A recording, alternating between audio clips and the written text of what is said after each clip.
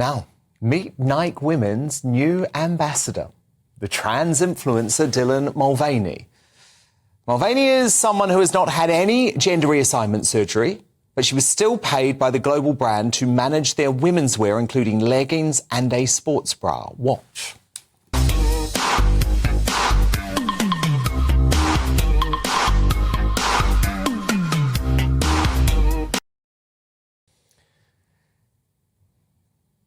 This comes after Budweiser, the beer company behind Bud Light, signed up the activist to flog beer for a basketball tournament, despite the fact Mulvaney knows nothing about the sport. She admits that. And Nike's decision to give sponsorship to Mulvaney, and not a biological woman, could be a classic case of go woke, go broke, with objectors pledging to boycott the company. Well, I'm delighted to be joined now by women's rights campaigner and Olympic medalist Sharron Davies. So, Sharron, will you buy Nike after this? Because there's a big boycott going on. Yeah, I mean, it's just so frustrating, isn't it? We make two steps forward, what with World Athletics and then Swim England, in this country, protecting women's sport, and then this happens. It feels like it's just a parody of what women are.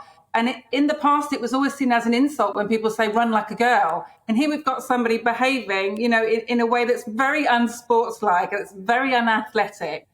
And it's just so frustrating when only 1% of the US sponsorship dollar in the whole of the USA goes to actual females in sport, that they would then do this. It just seems like literally like a kick in the teeth constantly. Yeah, absolutely, absolutely. You know how much I love women's sport, and there's so many amazing women's athletes who get nothing from Nike and are at the top of their game.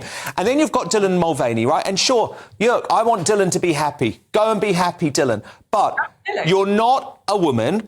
You're certainly not a sportswoman. And surely the crucial thing here, Sharron, is that Dylan Mulvaney has a man's body. So how on earth? Because, the whole thing with women's sport, and I know a lot of female athletes, it's all about sports bras for people with different sized breasts. It's about how you wear particular clothing when you have your periods. There's all of these issues that Dylan Mulvaney doesn't have to deal with any of. It doesn't apply, to Dylan Mulvaney. I mean, Dylan Mulvaney is also being paid to promote Tampax, another product that they will never lead ever in their life. It's just so incredibly frustrating. Like you said, sports bras, when there is nothing to put in the sports bra, when it's really important that the women get proper support when they do sport.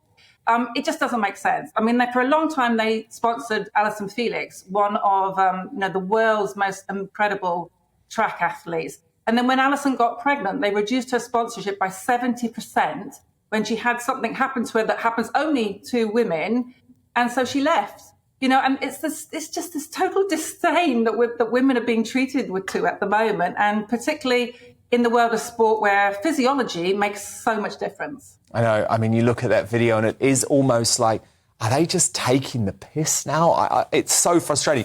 But look, another really important example, Sharron, of women's sports potentially in danger this week. So this is the 42-year-old trans golfer, Brianna Gill, who actually won the Australian Women's Classic on the PGA Tour of Australasia. This image of the victory posted by the official tour's Twitter page was actually taken down after a huge backlash. But Sharron, our Equalities Minister, Kemi Badenoch, is suggesting quite a landmark change to the law that would only allow biological women access to same-sex spaces in, crucially, sporting competitions.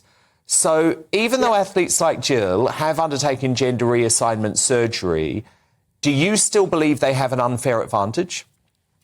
Well, they do. I mean, we have 17 peer-reviewed studies in the world, and every single one of them says that we cannot mitigate against male puberty advantage.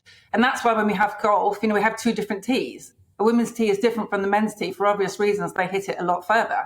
So you are starting the game of golf knowing this person has a physical advantage before you even hit a ball. And that was the same whether it's on the track or in the swimming pool. And that's the whole point. This is about being based on science and fact. And you know how much I love facts, right? That's how I do it. I do it factually with things that have been proved. There's not a single study in the world that proves that you can mitigate against male puberty. So we're literally starting off these women's competitions knowing they have a disadvantage. And it doesn't happen in the men's competitions because transgender men, biological females, vastly opt to carry on and compete with the women, however they identify, which nobody has a problem with. So this is just about fair sport. And you mentioned, obviously, Kemi working very hard on the Equality Act.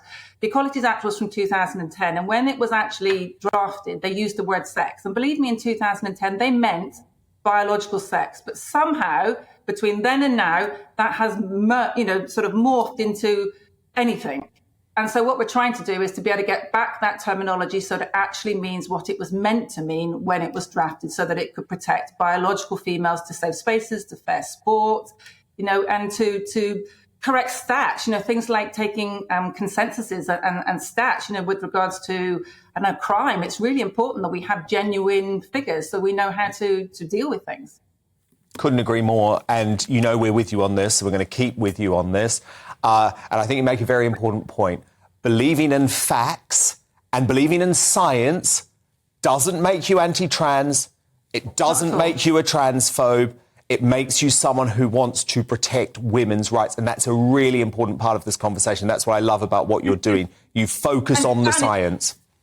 Yeah, and Dan, it's also about finding a place for trans athletes as well. This isn't about sport not being for everybody. It absolutely is. It just has to be the right place. Yeah. And if that's not in an open category, let's debate it and add categories if we need to. Yeah. That's what they've done in boxing. Indeed. But if we can't talk about it, then we can't resolve the problem. Absolutely. But the thing that makes me sick about the Dylan Mulvaney thing, Dylan Mulvaney isn't an athlete. Dylan Mulvaney is an attention seeker. Dylan Mulvaney is a provocateur. That's fine. But Nike should be very careful because, I've been a big fan of Nike, but I really don't want to be after this.